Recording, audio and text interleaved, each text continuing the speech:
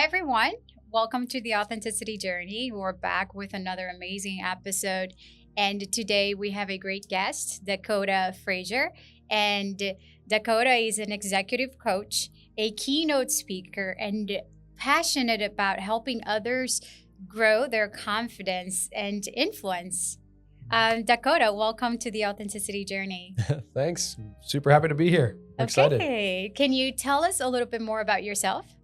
Yeah. I mean, I'm the type of guy that just loves to help people. Like, since I was a kid, since I was 8 years old, I decided I made a decision, to just go out and help as many people as I can.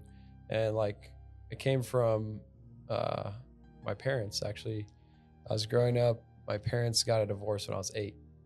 And I remember it was a hot summer in Michigan, and I was walking to school, and I was like, crying. I was looking down at the cement, and there's tears on the sidewalk. And I was just thinking, like, I just found out my parents were getting a divorce, and I was like, was it my fault? How can I make it better, whatever? And I realized, like, oh my gosh, I'm going to school right now. I have to like wipe it off, act normal and everything. And so I got to school and everything was normal, right? And nobody knew what was going on in here. And I asked my friend, who his parents just went through a divorce like a few months before mine, and I was like, what's it like, And he's just like, honestly, man, it's the worst. Like, I don't see my dad anymore. Like, my parents, they were arguing, but it was better when they were together. Yeah. And then, so I went my way back to my house from school.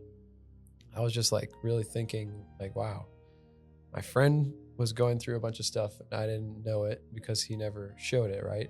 Same for me. Like, I was going through a bunch of stuff and nobody knew it. And, so I thought to myself, like, oh my gosh, maybe there's more people going through some things and I'll never know. And so I made a decision when I was 8 that changed my life forever. And that's kind of where I am today. Is I decided to try to make someone's day every day since I was 8 years old. And I don't know where that came from. And I know that's like kind of crazy because, like, what 8-year-old does that, Yes. But I think it was God before I knew God was coming in, but I had that decision, and then I started like doing little things like holding the door open for people, and it made me feel better.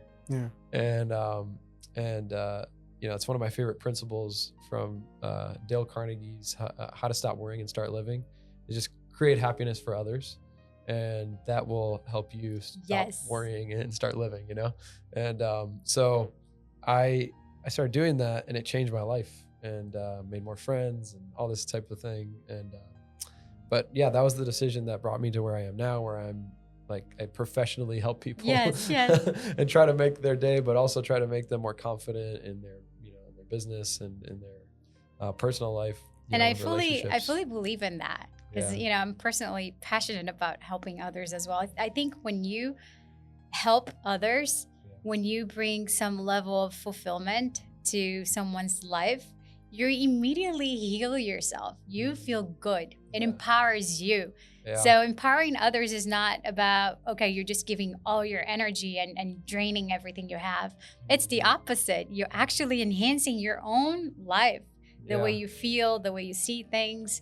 And 100%. That's something that helps me move through life as well. And I feel when I go through phases that I'm not giving enough, in the sense of helping others, I don't feel as good or as fulfilled. So it's beautiful that you were able to find that within yourself so early at a young age. I'm thankful. And it goes to show that it's there. It's you. Yeah. At 8 years old, it's when you're discovering who you are and your feelings, your emotions, your sensations, and it was there. You were already finding that passion in helping others and bringing others into life, making them feel good. I think that's a very beautiful way of discovering the power that you have right now of influencing and empowering others. Yeah, thank you. appreciate that. Yeah. For me, I grew up in Costa Rica, and when I was growing up there, I've always been an introvert. But growing up in Costa Rica, you go through school. School is a little different for everyone, their experience.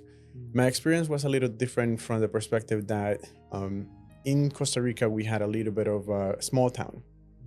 So I didn't have a great experience with my classmates because they would pick on me because they would used to the school would post the highest grades on the wall. Oh my gosh. So not a good thing. So that would never happen in the US, right? No, they did that in elementary school, and then they did that in high school too. Yeah. So high school there is 7th and 8th grade as well. So I was 7th and 8th grade there too before I moved to Connecticut. But then I had that situation basically from 5th grade all the way to 8th grade while I was in Costa Rica. So being an introvert and then being picked on didn't really help me connect with others. Yeah. So for me, for a little bit of time, I wasn't really valuing the human connection because I didn't have a great experience with that. More later in the years when I realized, hey, I'm not liking the way that things feel. So how can I connect with others? So because I'm a type A personality, I made a little plan and I wrote things down. Love that. Yeah. I wrote a little plan, things that I want to improve in the next 3 months, next 6 months. And for some reason I had a little lockbox and I put it in there. Every month I would go back. Okay, I accomplished these things. I would check it off and I would do new things. Right. And as I was doing that, I realized that the most important thing that we have is our home. And wherever you are, wherever you go, there you are. I've heard that a lot. And we're always with ourselves and not by ourselves. And of course, there is God there too, but we have to be comfortable with ourselves. So over time, I learned to value human connection even more. And even though I'm an introvert still, I value that even more than I did when I was growing up. Because at the end of the day, what brings us together with other people is what we share of ourselves. Whether it's, being able to be vulnerable, being able to be authentic. So growing up, it allowed me to lead myself in a specific way that helped me build my career. But my personality, developed from childhood, all the experiences we go through. But at the end of the day, learning the hard way that, hey, human connection is the most important thing. That was a lesson that I learned to value over the years. Yeah. Yeah. I mean, when you think about human connection, it's like it comes from being intentional and being focused on others, right?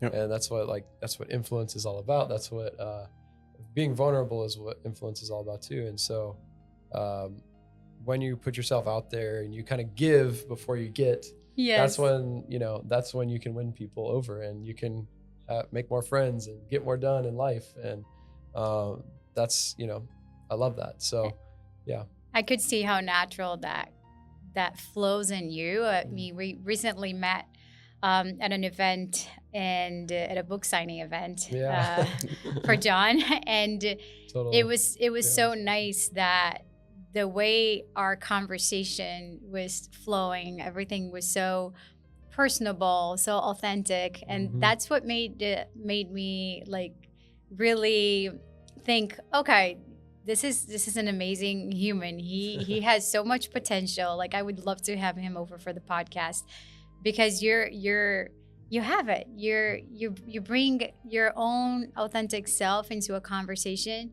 in such a way that is engaging and it is empowering and makes us feel comfortable. And I felt so comfortable that I was sharing so many different aspects of my life as well. Yeah. And the second time we met, I shared so much about my personal life because you have that. I think because you show up as a human, as with your vulnerabilities as you are, without holding back, then you make us feel comfortable to show up the same way. To be whatever it is that we are.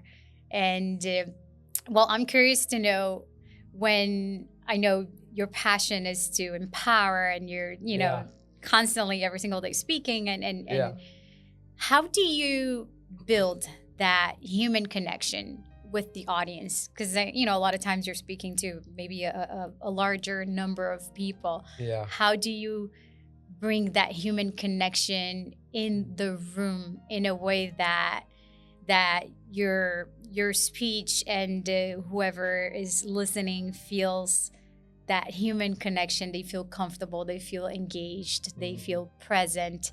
Is there any specific technique that you bring into the room to make sure that flows in a powerful, beautiful way? Yeah, there's some things, and one of my favorite things to do, and I think probably the most important thing about like influence in general. I mean, not just speaking to a crowd, because speaking to a crowd or speaking to two people or to one person, it's about influencing them, right? And how do you do that? It's you make it about them. You know, like you make it about the other person and don't make it about yourself. And if you could just like literally just be yourself, you'll be one of the better speakers that people have seen. Because most speakers go up and they have the butterflies. You still get the butterflies, by the way, even if you think about other people. Yes. But it's just, how do you take that nervous energy and make it excited energy, and making it in a way that people will be like, I want to do that. I want to, like your passion is contagious, right? And so making it about the audience, making it about everybody else in the room. Because if you're thinking about, oh, how do I look right now? Or, oh, I hope I did, all that sort of thing. Nobody is thinking that. Nobody is thinking, like I always ask, how many of you in the room, I'll say, I'll just talk, when I'm talking about influence, right? Nobody wakes up thinking like, oh, I hope the speaker had a good breakfast this morning or something, like, or had a good night's sleep tonight, like that kind of thing. I always ask that, like, how many of you thought about me this morning when you woke up? Nobody raises their hand, right? Yep. And then I'm like, okay, well, did anyone, think hope I was ready to bring it today? And nobody raises their hand because nobody cares. What do they care about?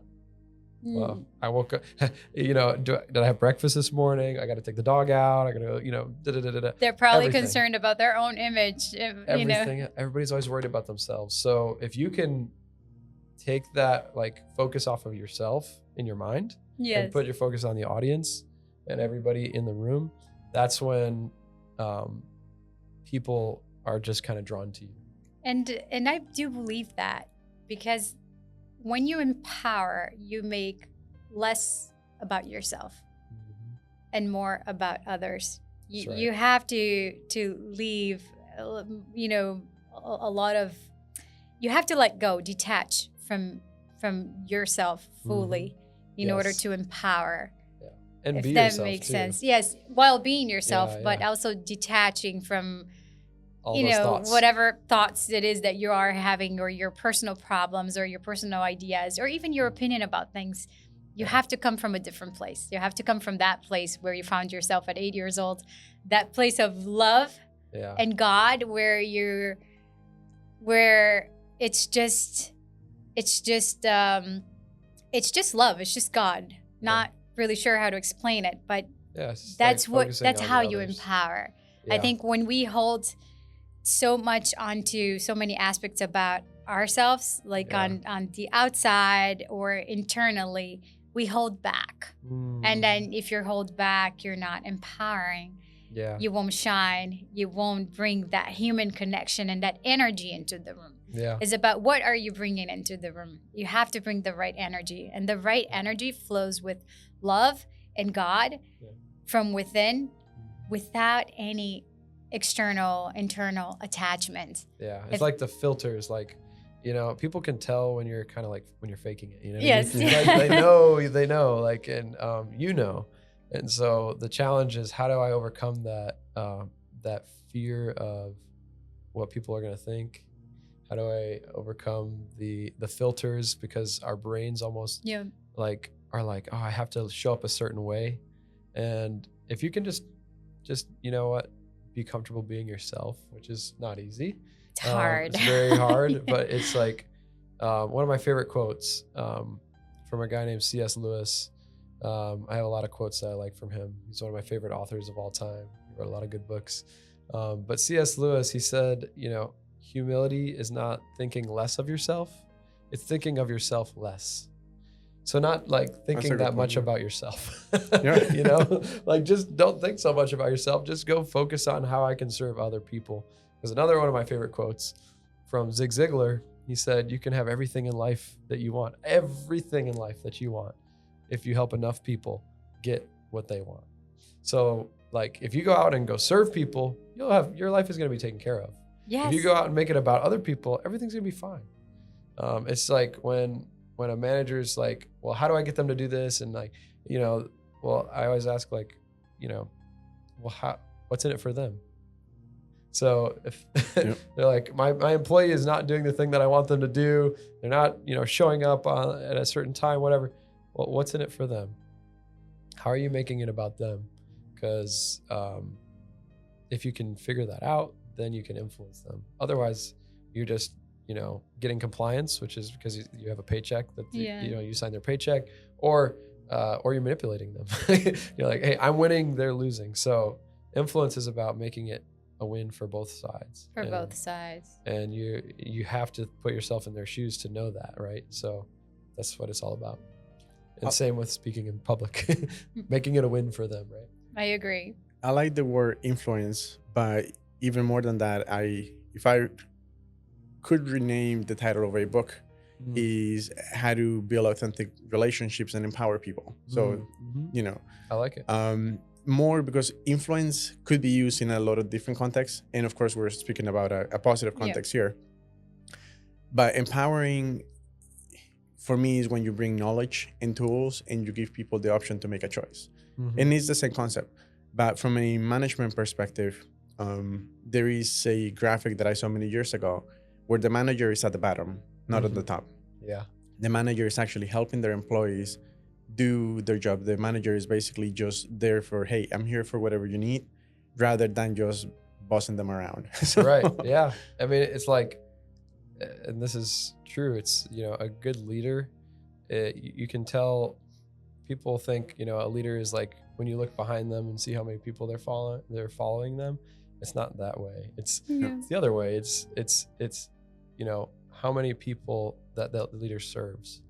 I'll never forget, I met the CEO of Chick-fil-A, and now he's the chairman of Chick-fil-A. He kind of retired from being the CEO, and now his son is the CEO. But Dan Cathy, I met him at a 5K. I was at a 5K like charity event with John Maxwell, and I was doing this walk thing, and I heard Dan Cathy was in the front, and he's just like, they had like a pickup truck and some speakers, and then I think John Maxwell was like, my good friend Dan's here today, and he's like, say hi, Dan. He says hi and everything, and I was like, oh my gosh, Dan Cathy, like I've heard this guy on podcasts before. I've watched interviews with him. I have to go say hi to this guy. I have to meet him. Oh wow. And so I like run up to it was a walk, but I ran up to the front and I walk up and I start walking right next to him, and I'm like, hey Dan, I'm Dakota, what's your name? How's it going? And he's like, hey, good to meet you. And we just started like talking. He was curious about me, I was curious about him. No. And we talked for like, I don't know, the whole 5K walk, which, I don't know, 30 something minutes, something like that. And we talked about all kinds of stuff, and he asked me about me a lot. And I was actually about to preach a sermon at my church the next day, I think, or next 2 days, maybe 2 days from then. And he asked me about like the sermon. Like, he's like, so what are like the main points? And like, he like had me kind of like go through it with him. And he's like, I'm going to watch that. I'm going to watch the sermon if it's online. I'm like, yeah, it's going to be on YouTube. Nice. And so he actually like tuned in and watched, and he texted me. So by the way, at the end, he sent me his phone number. He gave me his phone number and everything. And he texted me like, you did a great job. I really liked that point that you made, all this stuff. It was crazy. I mean, this guy is a billionaire, and he was so intentional and made it about me. It made me feel so special, and I learned a lot from him because like, he didn't have to do that in any way, right? He was just really intentional. It's just who he is. Yeah. And what was kind of fun was like, I always want to like try to give, and I was like, what can I give this guy? He's like, I can't remember how many billions of dollars, his family's worth or whatever. And so, while we were walking, he was kind of joking around. he was like, you see my buddy up there, John? He's talking John Maxwell. And he's like, you see those shoes there? Those are some nice shoes. It was like Nike Zooms or something like that. And he was like, man, I love those shoes, but I don't want to, they're too expensive. I don't want to pay for those, you know, like that's just too much money. And I was like, how much are they? He's like, I don't know, about $300. I was like, man, that is pretty expensive. It is. But I'm thinking in my head, like, dude, you could definitely afford them. That's nothing for you. But he's just so like that, you know, where he was like, when he was walking around, he was picking up trash off the ground because that's just what he does. And the reason I brought this up was, well, oh yeah, how many people you serve, right? Yep. He had a name tag. It said customer service representative. Okay. And he said, I have 67,000 customers. I'm like, I think you guys have a lot more than that.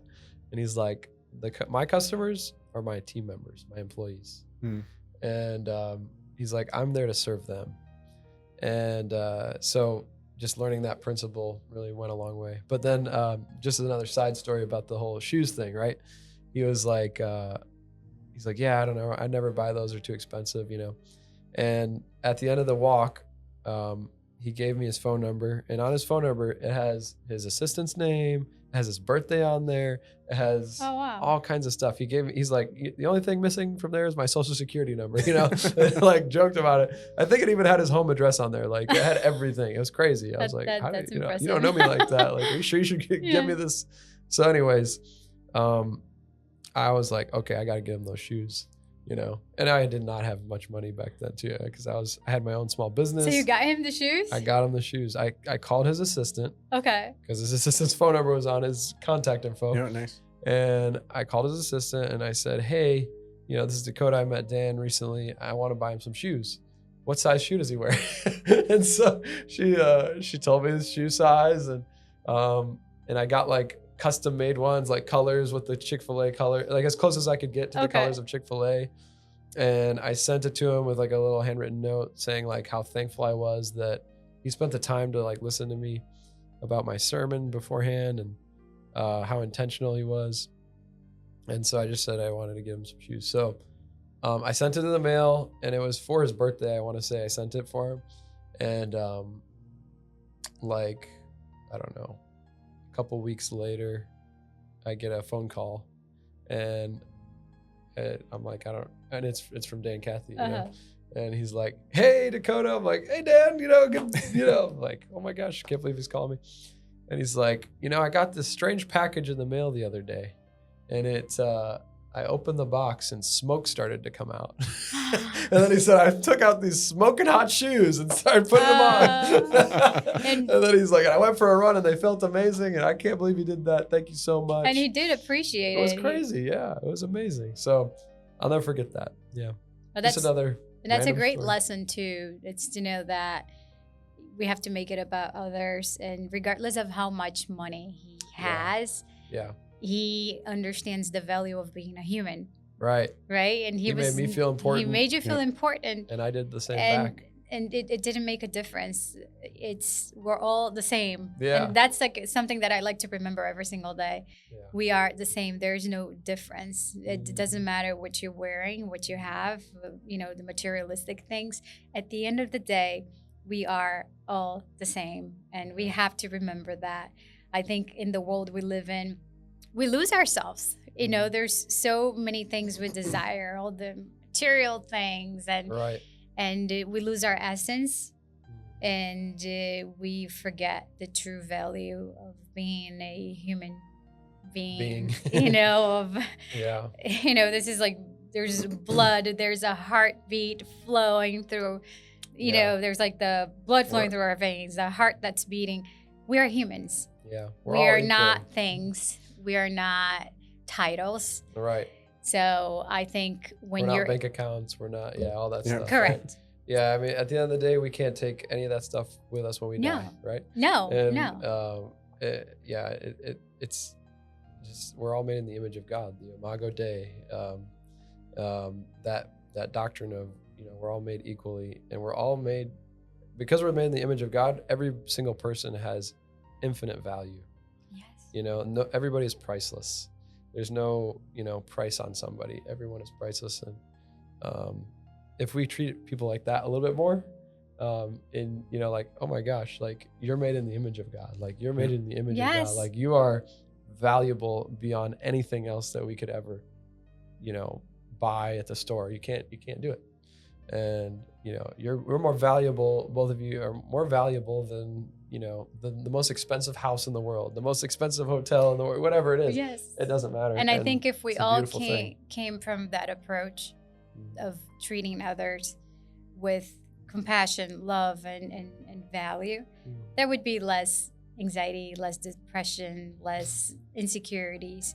Yeah. I think there would be less competition. There would be more, you know, loving, fulfilled, healthy people, healthy mind. Yeah. So I think it's a great approach. It starts with us. I think if we all do that, it's the beginning of a transformation, the beginning of a change. We may not be able to change the entire world, but we change our surroundings, our environment, you know, the relationship we have with our friends, with our family, with our clients. So I think that's a great start. Yeah. And I think also when we treat others that way, it reminds them that they are worth it. That whatever they're going through, it's okay. Everybody else is going through their own journey, their own challenges, their own difficulties. But when we're good to other people, it's just a good reminder to them, hey, we see you, we see who you are, we see that you're there, you're worth it. Let's share a little bit of the journey together. And it doesn't mean that you need to be in that person's life for, you know, forever. Right. But if you have an interaction with them, even if it's for just a few minutes and you never see that person again, just leaving that imprint of, hey, you met another good person and they made you feel good, because we remember not what people said, but how they made us feel. Yeah. 100%. And that's how I remember you, you know, how you made us feel. And you definitely brought that feeling of, okay, hey, here is another good person. Like we're flowing in the same energy, the energy of God, the energy of love, and good core values. And with good core values. Yeah. And that's how we make connections. We value people beyond anything else. Honestly, we all want things, but everything's so small comparing to the power of our own existence, of what's in here, what's given to us, and the power of God. I think that's something that brought me a lot of excitement when we spoke. Thank you. Yeah, I mean, definitely for you guys too. I thought you were very interesting people, you know, like just the idea of you starting your own company and the way you're serving a very niche market that I think, you know, really needs you. And I think that's pretty exciting. And I just loved, you just that energy of, hey, I want to get to know you more and get to, you know, make friends, right? And people are always attracted to that. Everybody wants to be around that, right? I talk about like some of the basic techniques to build friendships, you know, or build trust with people, I should say. Because, you know, maybe you're not always trying to make friends with everybody, but just to at least build trust so that you can talk to somebody, right? And, you know, one of the things is just be interested in them. It's so simple, but like when I hired a salesperson for our team, we were going to a networking event, and, you know, the goal is to meet people and maybe work with them one day. Of course. And she was like, "What do I do? Like, you know, I don't know a lot about, you know, like things that we do yet. Like, I'm so new." I'm like, you don't have to worry about that. All you have to do is be interested in them. Be interested in other people. That's all you have to do. And then they're going to think you're interesting. Like Dale Carnegie said, if you want to be interesting, be interested. If you want to be interesting, be interested. Yeah. And then boom, everybody thinks you're interested. Like one of my favorite stories from How to Win Friends and Influence People, the book, is like, he was at a party. Dale Carnegie was at a party, and there's this like botanist there, and there's like all these famous people, all these who's in New York City. This party, right? And he sits down next to this botanist, and he starts asking him some questions, and they're like, and the guy's just talking, and he only asks maybe a handful of questions. And a couple hours goes by, and then everybody's getting up and going, leaving the party, and the guy turns to Dale Carnegie and says, "Dale, you have got to be one of the most interesting people I've ever met." And it's like Dale's like, "Yeah, you too, man. Thank you." And it's like, well, why would he say that? Dale Carnegie didn't talk about himself at all. And it's like, it's because everybody's favorite subject is themselves, right? And he's interested in them, right? So if you just let them talk about themselves, people will love you. It's kind of amazing. So that's how you build connections, right? By having interest in other people's life, and I think it's exciting. It's fun. I think everywhere you go, everyone is trying to brag about themselves, what they are, what they do. So it's the same when you go to a networking event. Yeah. Lately, I'm not a fan of those networking events where you're just exchanging cards. Yeah. I find it so empty, and you can't really build anything. And I've been to those, and people will say hello, and then okay, let me run to the next person, like make sure I can meet as many people as I can. Yeah. And it's such a waste of time because you're not building anything. There's no fulfilling conversation. There's no connection. And the next day you just have a bunch of cards, and nothing was built from that. You usually take those cards and you lose them. It goes to the trash can. Yes, you never call any of them trash. Anyways. Right, yeah, unless you have a good system. But yeah, 100%. So, but when it's not you're genuine. No. Yeah. But when you're actually interested in knowing another person, that's when something powerful comes out of it. That's when you build something that's worth it, that's life-changing. And it can be life-changing on the personal level, on the business level, but it's the only way. How do you expect to build something by just bragging about yourself and your power, your titles, everything you've done, and everything you are, or selling yourself? That's exhausting. That doesn't build anything. In fact, it builds a distance. It makes people feel smaller, or it's not a healthy approach at any level. Yeah, it creates walls, between people. I mean, another great quote from Dale Carnegie, he said, "You can make more friends in 2 months by being interested in other people than you can in 2 years by trying to get them interested in you." Right? If you're just talking about you, "Oh my gosh, I'm so amazing," nobody cares. Nobody cares. I'm sorry, nobody cares. Like, I don't care how amazing people are.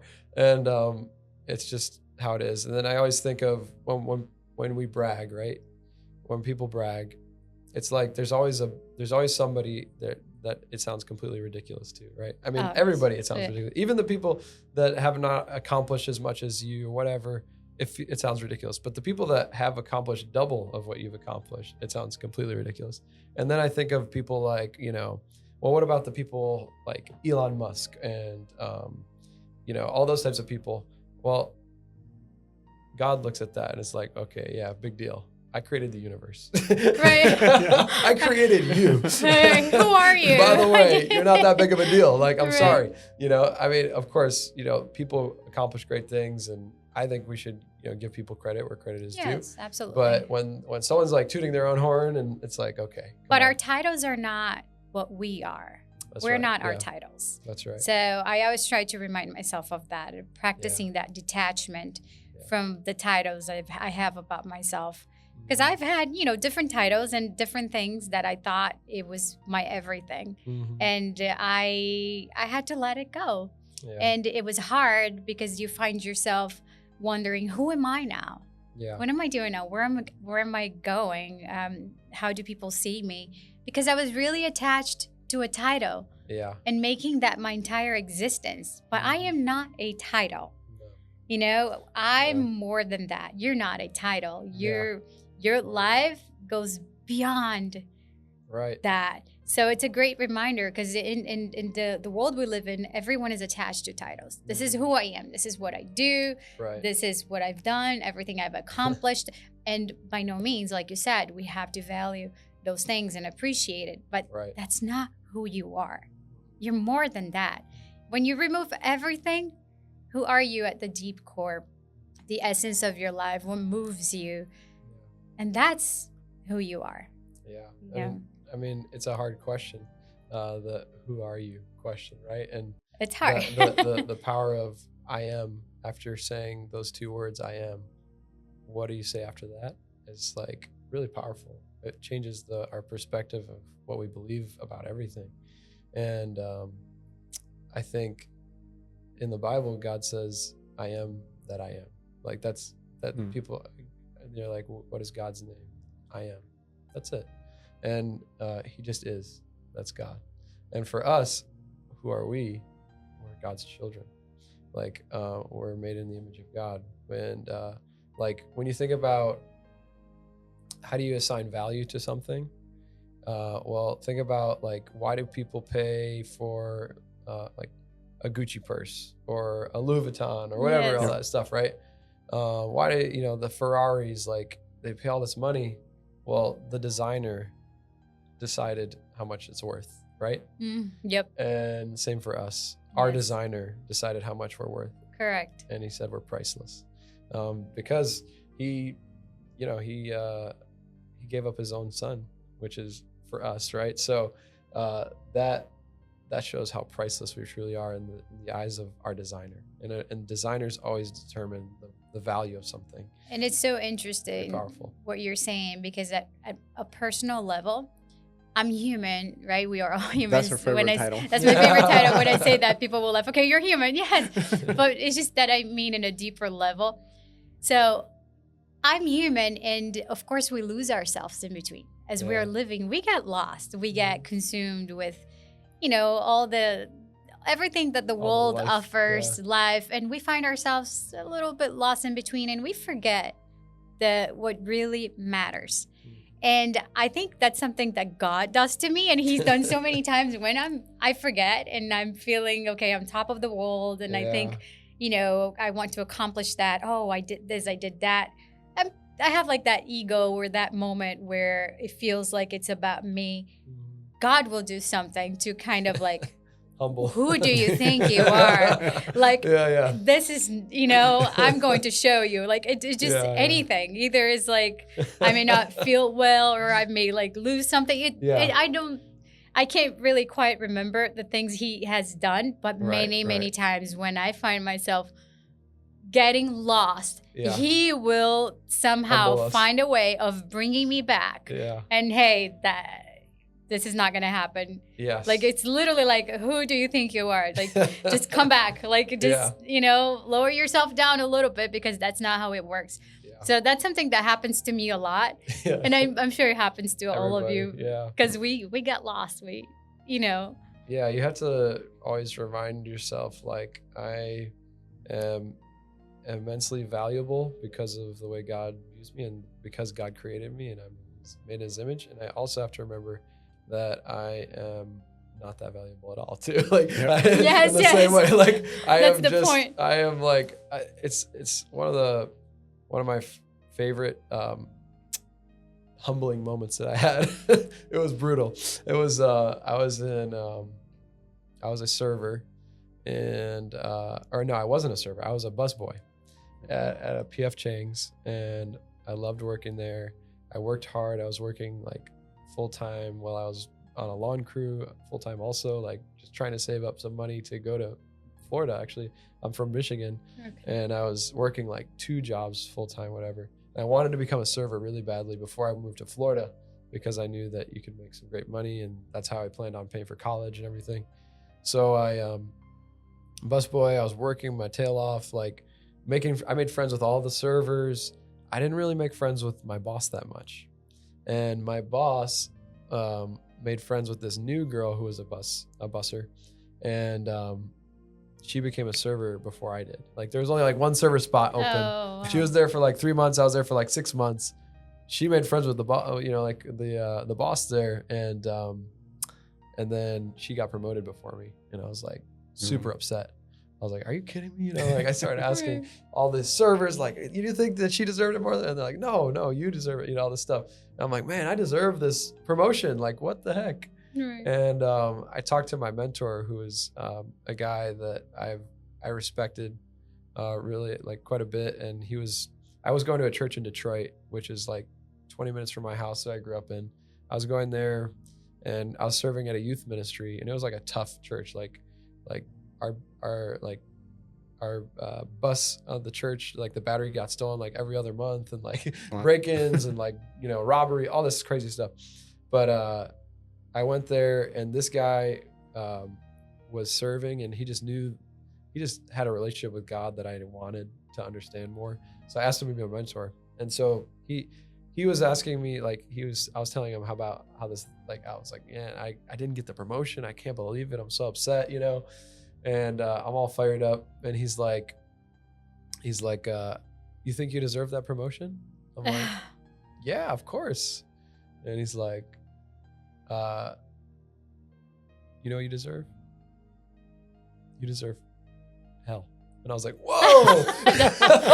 That's very deep. And I was like, what do you mean? He's like, you know, like, we're just sinners. We don't deserve anything. We don't even deserve to be breathing right now. Yeah. But God has given us grace that we don't deserve.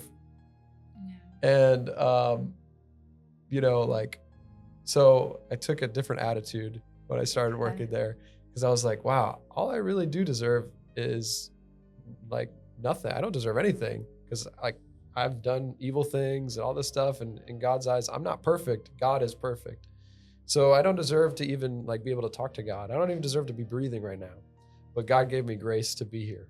And so like thinking in that mindset of like, okay, I don't deserve anything, but God gives me everything that I need. It's like so freeing. It is. Because if you think about like, oh, I deserve this, I need this, I got it, it's just not healthy. We really don't. We don't deserve anything. Crazy. We're given everything without deserving. It's a gift. It's a beautiful, beautiful, powerful gift. And that's why it's so amazing, you know? That's why they call it amazing grace. It's because it's amazing. You know? And that's where gratitude comes, right? Yes. I try to be grateful every single day, because we find ourselves, you know, overwhelmed and exhausted. It's just life happening, and it's, you know, but then I find gratitude in the small things, in everything I have, everything I am, just breathing or walking, and being able to feel the sun and the light and feel the wind.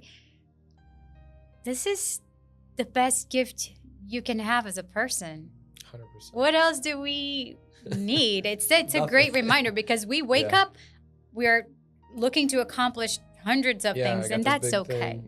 It's important to have that. And it just gets bigger and bigger. It gets bigger and bigger. Stops. But you need to find gratitude in the smaller things that you already have. Right. You know, just the fact that, like you said, the fact that you're breathing, that you're walking, that you can feel the sun, you can feel the wind, the fact that you can feel life. You know, so many others are not here right now to feel life, such a privilege. To be here. We have that privilege. So when things are not going exactly how we want it to go, we have to find gratitude in what we already have, what you hold in your hands right now, today, as you're breathing. And then you change the day, you change the entire perception of your surroundings, of life, or even the way you feel. You immediately change the way you internally feel, and as you start today. So 100%. I think it's it's, you know, our mindset, and like the way we influence ourselves with our mindset, and like even little things like Zig Ziglar was one of my favorite motivational speakers, and he said, you know, don't call it an alarm clock, call it an opportunity clock. That's a good one. And he's like, so on my alarm, you know, on the iPhone, you can like name your alarms, and I just say opportunity clock, you know. Okay, and then I'm like, okay, my opportunity clock is going off today. Another opportunity to go out and do something, you know, like to go out and glorify God. And this is a day that God has made. I'll rejoice and be glad in it, you know, like it says to in the Word. And And, you know, honestly, like you're saying, my favorite things in the world, like I love speaking in front of a big crowd. I get like a high out of it, like an energy, like I love it. You know, I love coaching someone one-on-one and they get that aha moment. It's so amazing. Like they go past where they thought they could. I love that. But one of my favorite things in the entire world, and I don't know, it's like priceless to me. It's just, I walk every morning, I wake up, I walk my dog, and we live pretty close to the intercoastal. So I go out, I walk to the intercoastal, and I see the sunrise and the water. And it's just like, I just take a deep breath and I'm like, oh my gosh, I don't deserve this. This is amazing, you know? And I praise God for it. I'm like, God, another beautiful day. Good job. Like, thank you. You did it again. Like you did not disappoint. And I'm just so, that's my favorite thing. You know, is that how you recharge? Because I know as a you know, public speaker, something that you do that every single day. I know you're giving all that energy and you get that high from it. Yeah, I love it. But the question is, how do you recharge? Is that how you recharge for the day? You recharge? That's probably my favorite way to recharge is going on a walk and being in nature, anything in nature. Like I literally always want to feel like I'm outside. I always want to be outside pretty much. I know it's not possible in today's world, but I even have a convertible because I want to feel outside more. You know, I like to put the top down because I love just being outside. And so that's one of my favorite ways to recharge is that. And then if I'm at home, one of my favorite things is just opening up a book, taking like a nice, you know, cup of water, whatever, some tea, and just sitting back and relaxing and enjoying a good book. Usually it's like a theology book or a business book. And I know you've mentioned before, sounds like we have a book coming up. Yeah. So I'm working on a book right now. Working on the title, but the whole idea is that influence is in everything we do. So we have to influence ourselves to get up in the morning. We have to influence ourselves to brush our teeth. We have to, you know, it may be autopilot because it's a habit by then, right? But it's still, you had to influence yourself at some point to make it a habit, right? And habits do influence us. So the whole book is, the idea is, how do you influence yourself? And then how do you influence others? And then how do you influence the world? So that premise of like, when we're influencing others, we can influence people through sales, leadership, just having a relationship, like a friendship, having being a parent, being a son to a parent or a daughter to a parent, right?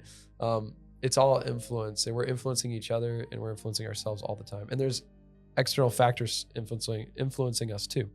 So recognizing those patterns and finding out how that affects you, and then like what performance you're getting from that, like the results that you're getting, right? That's how you change it. You know, you change how you influence yourself to get different results. You change how you influence others to get different results.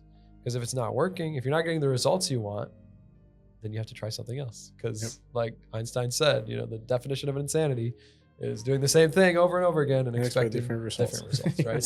So we have to find ways, patterns to change. And so the book is basically about that. It's like, and I'm working on that. And I just have so many people I want to interview. And I'm excited to do this podcast because I'm learning a lot. And I'm like, I'm going to interview all these people. I might as well just do a podcast. So working on starting up the podcast, and because of all these people I want to interview.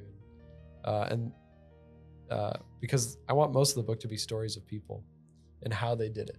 You know, like, how did you influence yourself to get up at 4:30 in the morning every morning or whatever, right? Or how did you influence that person to sign that $100 million deal? Or how did you influence your son to start eating his food on the plate or whatever, right? Like it's all influence. So what patterns do we need to pick up so that we can find more success and fulfillment in what we want to do every day?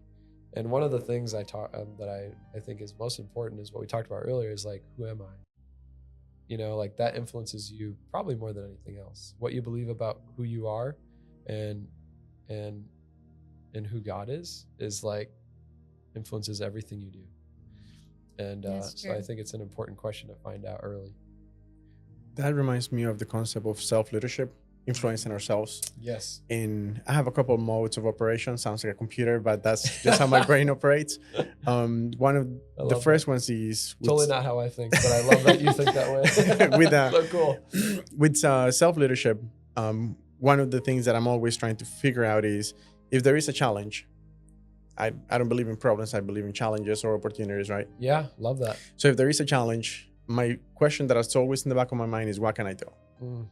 So if there is nothing I can do, then, you know, there is always praying. There is always other things you could do. Right. But if there is any type of action that I can take to improve the outcome of whatever the situation might be or influence the outcome, so what action can I take? And it could just be reaching out to others. It could just be talking to a friend, or it could be, you know, setting up an action plan. So what can I do is a big thing for me. The other option or action is, how can I help? Right. So that comes with interacting with others, just in general, whether it's personal or business, just in general. If we go to a networking event and we meet all of these professionals, entrepreneurs, or just people in general, how can we help them? So that to me is in the back of my mind too, because it's not all about how can they help me. That mode doesn't work. Right. It's more of how can we help.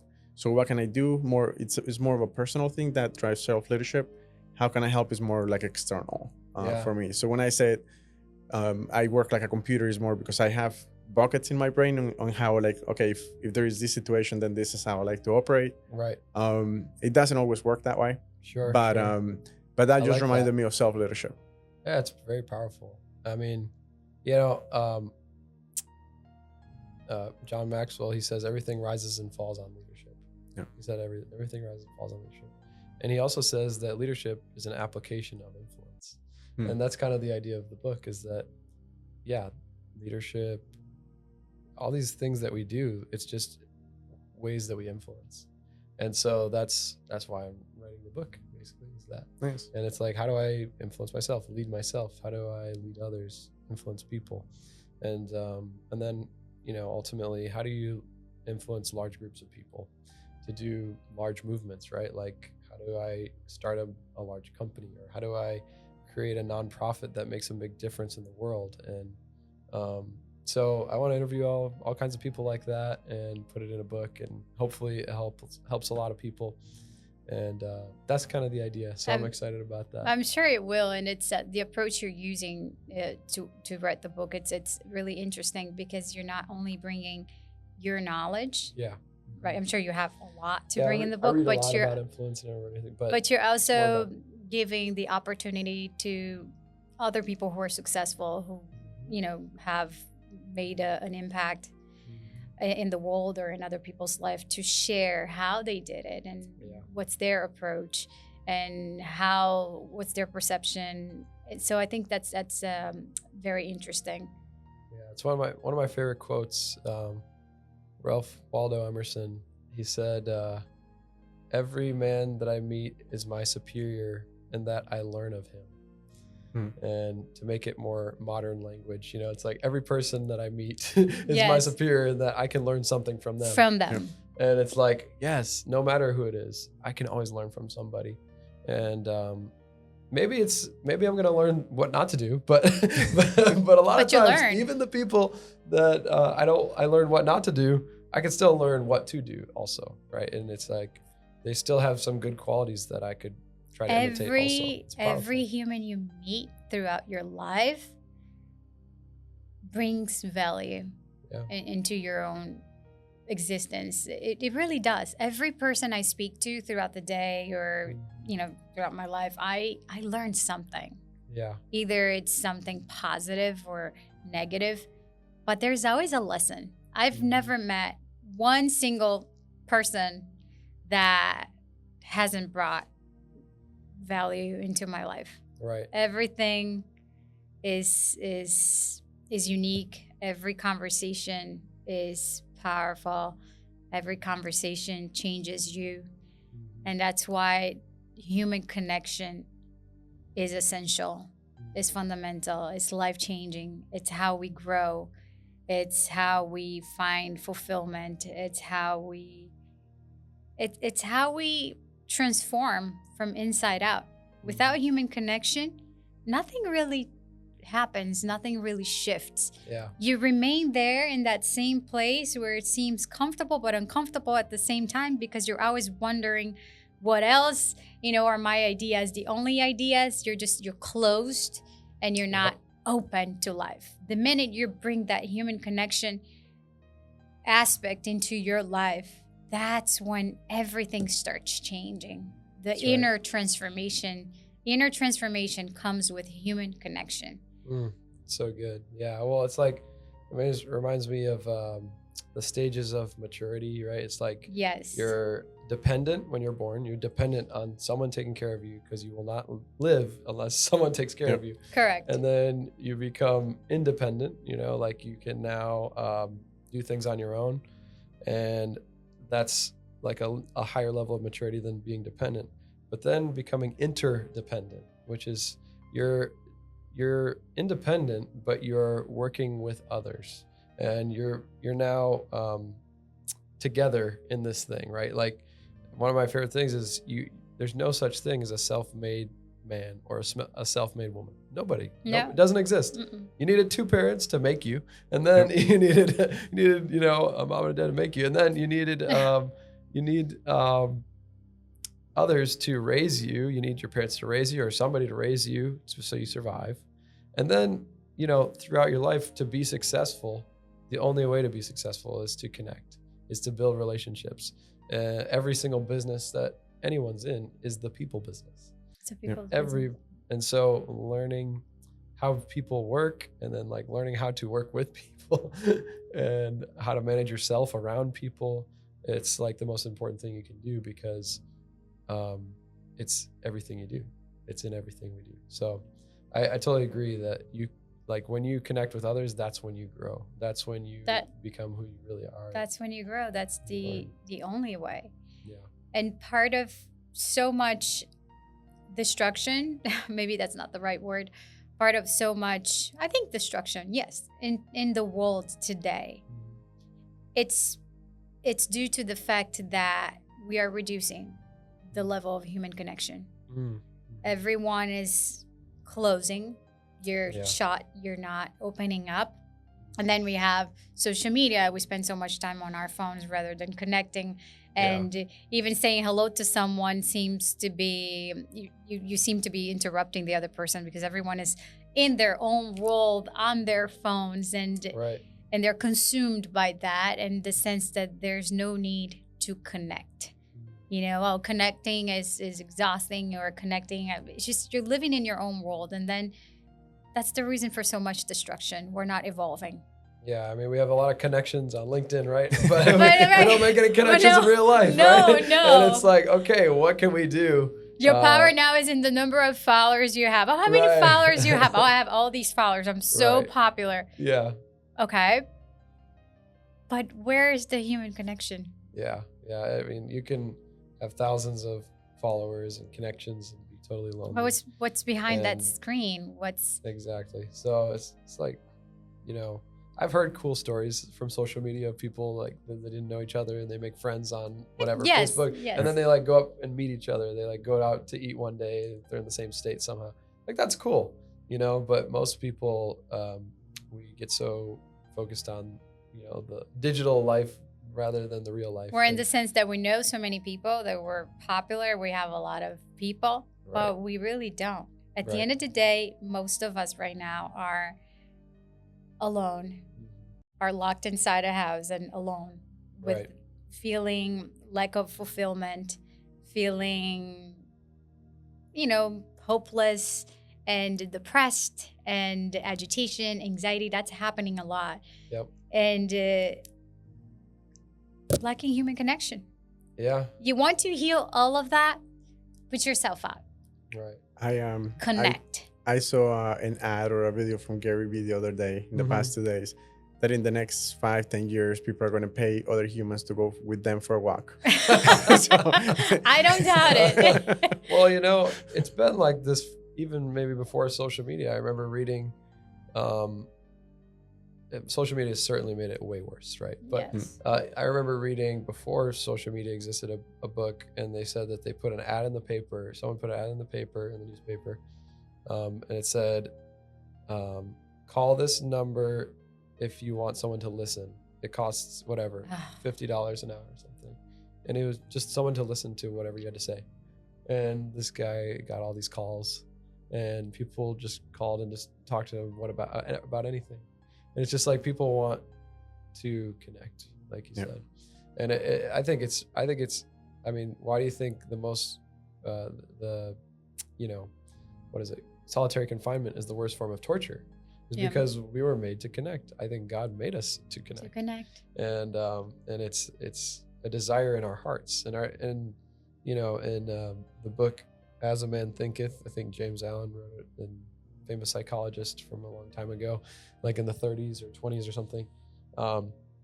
He said everybody has a deep desire and craving to be appreciated and recognized, and everybody does. It's like fuel to the car.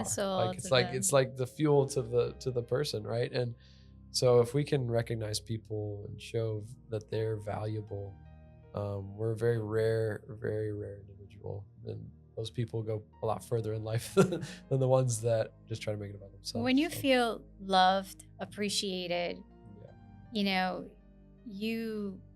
heal, you become stronger, you produce more, you create more, you stand out, you actually live. So it's very important to feel loved, appreciated, and valued. We all need that. When you say the word consume, it made me think too, like there's this anxiety and stuff that comes, and it's like people have struggled with anxiety so much, and I remember thinking about like the idea of consuming and creating. Like we can consume and we can create. When we consume, we're like, we're watching videos, whatever. We're watching a thing on YouTube or scrolling or whatever, like consuming. Oh, we're gonna go buy this thing, consuming. All about consuming. Like our whole culture is about consuming. But like when we create, that's when we feel the best. When we feel the best. Like go draw something, go paint something, go write a poem, like go create a training for somebody. Like do this kind of thing, have a conversation. Yes. When you create, you have freedom. Like you feel so free because you're being like your creator. You're bringing your creation, and it's coming from within you, which comes from God. Yeah. God lives within ourselves, as the Holy Spirit lives within ourselves, and when you start creating, you start bringing that out into the world, so you feel good. 100%. And we go back to that point as we're talking about anxiety, and we all have anxiety. We are all in the world today experiencing some level of agitation. I experience it myself, no difference. And the truth is, what are we consuming? Yep. Because you go on social media and there's so much negativity. Like you wake up in the morning, and it has caused me agitation so many times. Right. It's you open your phone, and then there's all these negative news or content is empty. It's like superficial. Right. And you either start comparing yourself or you start thinking, negative things. Right. So it's very important to know what you're consuming as well. So yeah, it's one of the things one of the sections in the book is your inputs determine your outputs. What you put in is what you usually get out, and what we consume is inputs. And it's like a great analogy is like when you have this beautiful white carpet in your house. It's beautiful, it's nice and clean, and then you try to keep that clean, right? Yes. It would be really strange for you to say, hey, stranger, come into my house.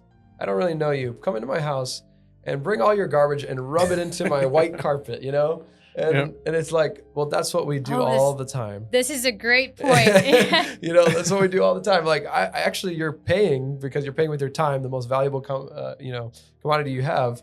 you're paying somebody to go into your house and just destroy your white carpet. And it's like what our brain is the carpet, right? And we're just putting all this trash in there. Oh, yes. And it's like, so what do we need to input so that we can get the right outputs? And I think it's focusing on whatever is pure, whatever is lovely, whatever is praiseworthy. Like it says too in the Bible, like focus on the good things, the things above, not the things below. And one of my favorite quotes, C.S. Lewis, he says, if you aim at heaven, you get earth thrown in. Oh, if you that's aim at beautiful. earth, you get neither. Yep. Like if you aim at heaven, you're focusing on you're focusing on God and the fact that, this is not our eternal home. You enjoy this world so much more because you're like, even if there's bad things that happen, it's okay, because this is not the forever story. Like Wow. there's something more. That's a past beautiful this life. quote. And then, when you're just focused on this life, everything is not that good because you're out of time. Like there's nothing here that is perfect, right? No. Only God is. So yeah, I love that thought process.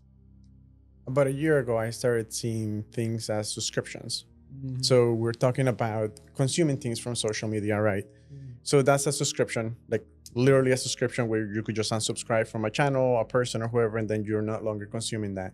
Mm-hmm. But everything else is a choice, but I see it as a subscription. So she hears me saying all the time, I am subscribed and don't want to participate. Whatever That's that me might be. saying, and I've learned so much from that. So much. Because I like that. If it doesn't bring value, if it's robbing me of peace, harmony, time, health, or whatever it is, if it's not contributing in a positive way, what can I do? Well, I can unsubscribe from whatever it is. Unsubscribe and don't want to participate. I love that. So, because everything is a subscription, right? Nobody's forcing you to do anything. We have free will. So whatever is in our life is because, if it's in your plate, is because you order it. So we can unsubscribe from that. I love that. That goes for so many things, right? Even relationships. Right? Everything. There's certain relationships maybe we need to unsubscribe from sometimes, and it's hard. Yeah. But like, there's some people that your values are just not the same as theirs, and they're toxic. taking you down, right? And it's okay to say, you know what, I love you, and I think I need to spend less time with you. It's okay. It's about alignment. It's about alignment, and finding out what you want and going for it. So I love that that thought of subscription. So yeah, I was just thinking about something. What was it? I don't remember. Well, I had a quick wrapping up question for you. Sure. What are you looking forward to the most in the next 5 years, whether it's personally, professionally, or anything else? I'm looking forward to having kids. Okay. I'm very looking forward to that. Can't wait for that. I'm looking forward to, one of the things that I'm looking forward to professionally is I want to help and touch in some way close to 1 billion people. Not maybe in the next 5 years, but it'll be getting closer to that. And through books, through speaking, through things like this, I want to help people find hope, find God, and live a life that is in freedom. And so, I think I'll do that through business because that's what I love and that's what God's gifted me with. But I was just writing this down the other night. I actually couldn't sleep the other night. And I woke up in the middle, 2 a.m. or something, and I just couldn't sleep. And I just felt like there was something on my heart. And I just read that book, Your Next 5 Moves, because you actually recommended it. And then, of course, I was going to train Patrick Bet-David and his company. And I was like, I got to read the book before I go and speak and train them. I have to know it. And then I literally wrote down my next 5 moves in the middle of the night. And I said, 1, 2, 3, 4, 5. And it was pretty interesting to write it out. And one of them was to impact 1 billion people, which is a pretty big deal, pretty scary. It's one of those BHAGs, have you ever heard the big, hairy, audacious goal. Have you ever heard that If you saying? believe in yourself, you'll be unstoppable. I subscribe to that. I know we can do it. I know we can do it. I subscribe to that too. I like it. Yeah, I believe in you. I think it's not impossible. I think you have it. You're very motivating, empowering, sociable, and you bring a beautiful, pure energy of God into the room. Thank you. So there's nothing to stop you. Thank you. You already have it, and I think next time we have you, you'll probably be challenging to get because you're growing at a very fast pace because of everything that you bring, and I think you shouldn't doubt at any second. I think you have it. It's yours. It was given to you, and you bring it to life. Thank you. Yeah, well, I really appreciate both of you, and I think you're just you both have made a platform in this conversation to help me get closer to that goal. So I appreciate that. So as we come close to the end, I know you love to empower, right? You've empowered me, and you empower others every single day. What would you say to our audience? You know, our audience are mostly in wealth management, and it's about the wisdom we pass along to the next generation. Yeah.